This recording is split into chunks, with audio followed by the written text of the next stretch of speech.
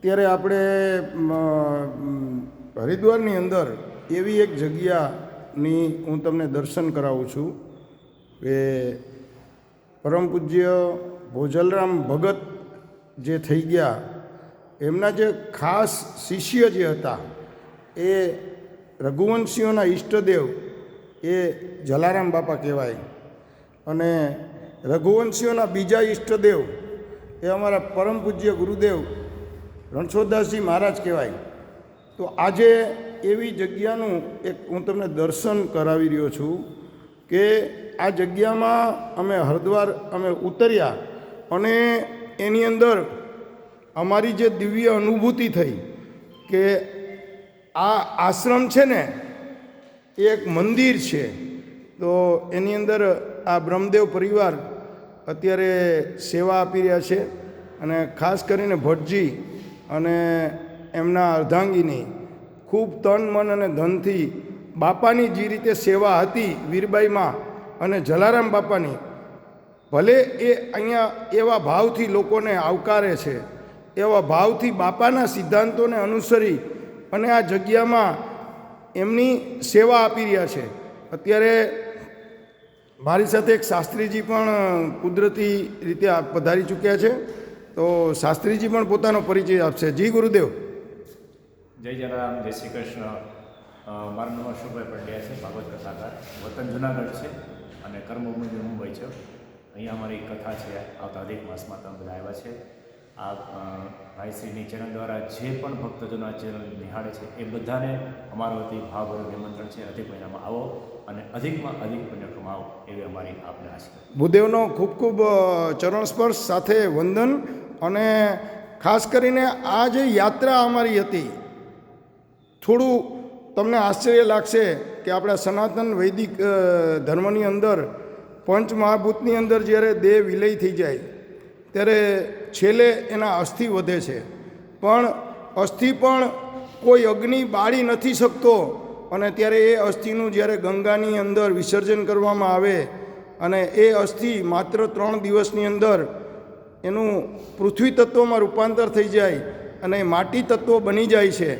તો એવા દિવંગતોના 70 પરિવારના અસ્થિ લઈને અમારી ટીમ આવેલી હતી, અને એના વરિષ્ઠ પદે અમારા જીતેન્દ્રકુમાર કામેશ્વરી શુક્લ પણ મારી સાથે જોડાયા છે. તો જેને અમે જેકેના ઉપનામથી ઓળખીએ છીએ. તો જેકે સાહેબ, આપની યાત્રા માટે હું મારી ચેનલ વતી આપને ખૂબ ખૂબ ધન્યવાદ આપું છું. તો આપની યાત્રા ખૂબ શુભ રહી અને એનો હું તાજનો સાક્ષી રહ્યો છું. તો જેકે શુક્લ સાહેબનો પણ અમારી ચેનલ આભાર વ્યક્ત કરે છે. અને ખાસ કરીને અમારા જે ભટ્ટજી છે એમને હું ખાસ ચરણ સ્પર્શ અને વંદના એટલા માટે કરીશ કે એમની અંદર બ્રહ્મ તેજ છલકાઈ રહ્યું છે, અને એમની અંદર જે બ્રહ્મ વર્ચસ જે ગુણધર્મ કહેવાય, બ્રાહ્મણોના મૂળભૂત ગુણધર્મો હોય જે લોહીમાં પડેલા હોય છે કે સેવા, ત્યાગ, સમર્પણ અને સદાચાર, એવા એક પરમ ભગવદીય પુરુષ એટલે અમારા ભટ્ટ સાહેબ.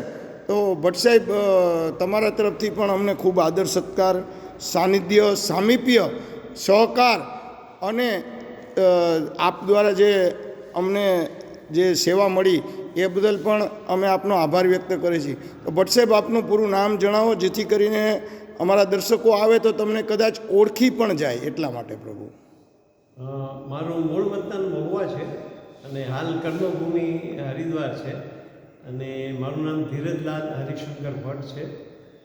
તો આપના માધ્યમ દ્વારા, યુટ્યુબના માધ્યમ દ્વારા જે કોઈ ભક્તો છે, જે કોઈ યાત્રિકો છે, એમને હું જલારામ આશ્રમમાં પધારવા મારું હાર્દિક આમંત્રણ છે.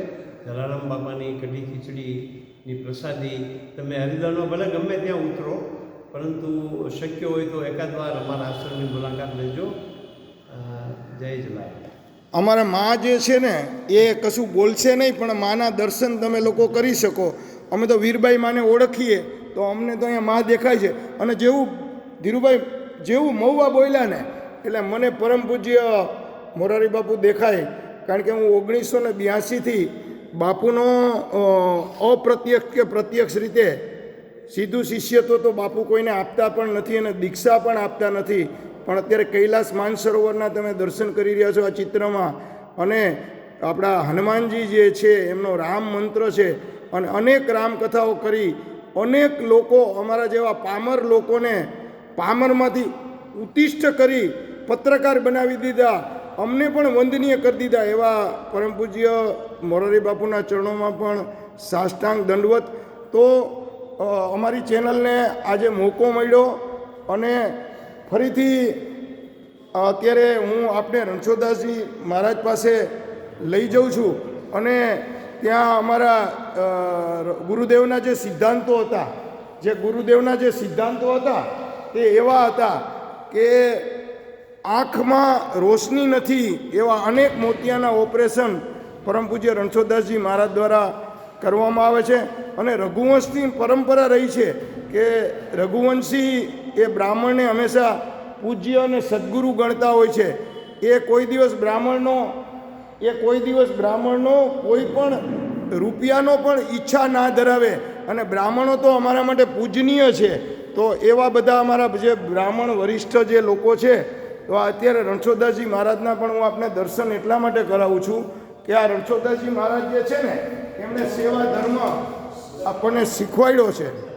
તો પરમ પૂજ્ય રણછોડદાસજી મહારાજના પણ આપ દર્શન કરી રહ્યા છો.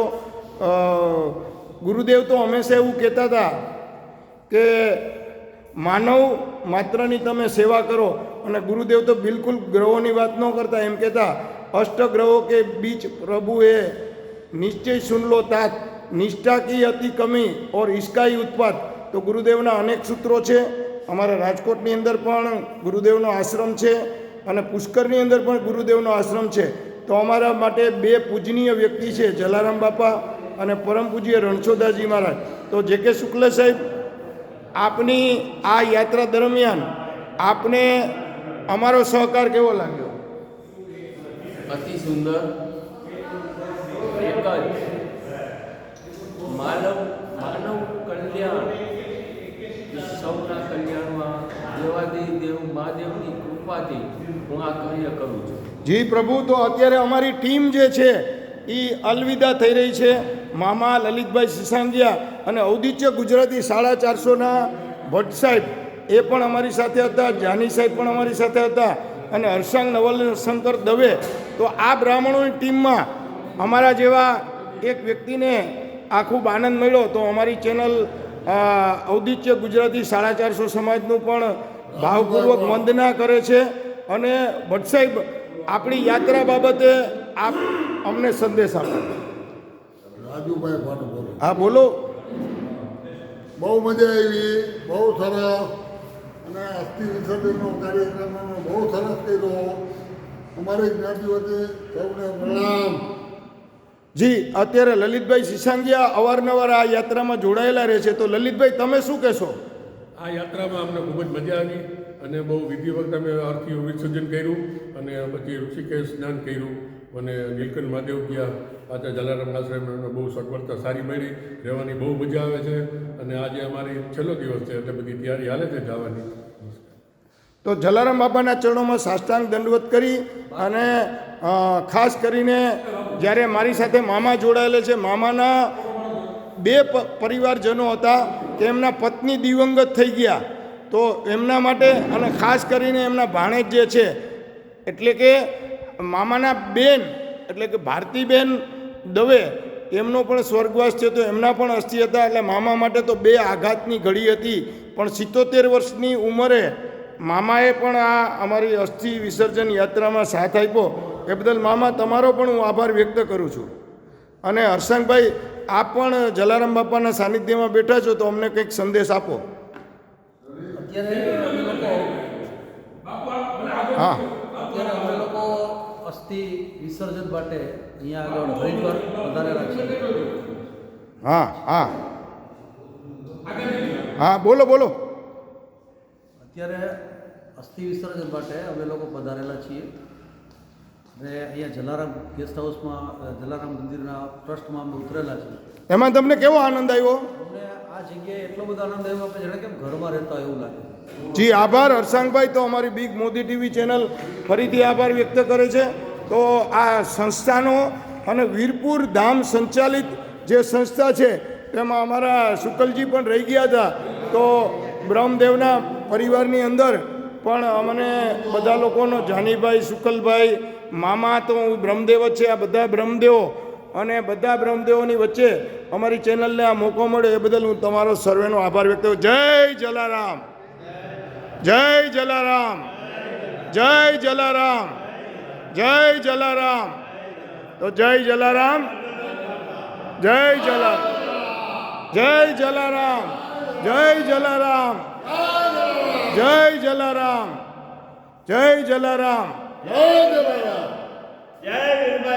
જય વીરભાઈમાં. ધન્યવાદ.